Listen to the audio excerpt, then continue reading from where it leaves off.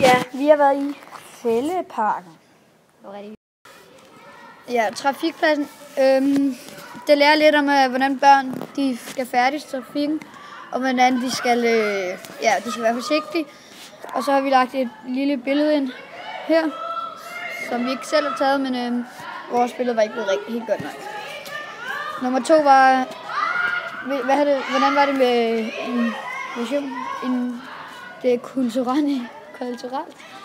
Og det lærer børn at færdes i trafikken, som har sagt.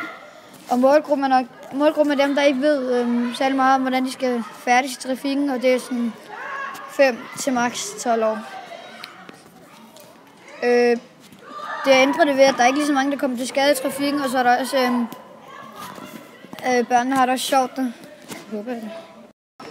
Yes, vi har været i Fælleparken, og så var der en motionslegeplads, og den gør med folk, der kommer i form. I stedet for bare at løbe, så kan de også træne. Og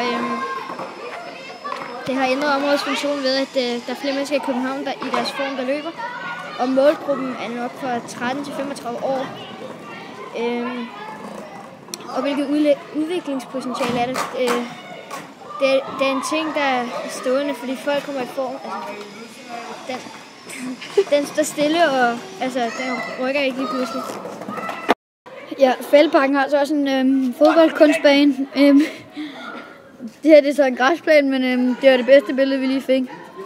Så ja, opgave 1 var stadigvæk at få et billede af det. Og det har vi så fået, eller lagt det. Der kommer mange unge spillere til banen, eller til parken, og så også banen, ikke?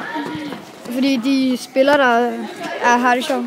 Målgruppen er fra 7 eller 5 måske faktisk, hvis man kan spille fodbold, når man er 5.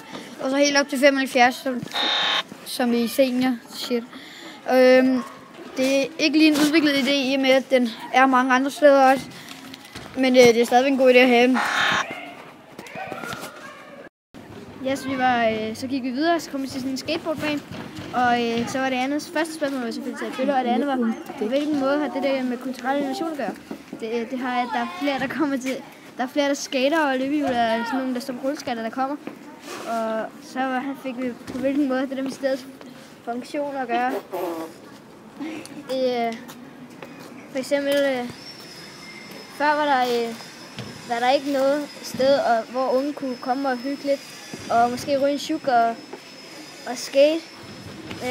Men det er måske fra 11 til 12 år og bare deroppe af. Man kan komme med et frikvarter, hvis man har lyst, og hvis man kan nå det. Cool! Nej, ja. Den her. Prøv at tage det lige seriøst. Nej. Den her, den er lavet af.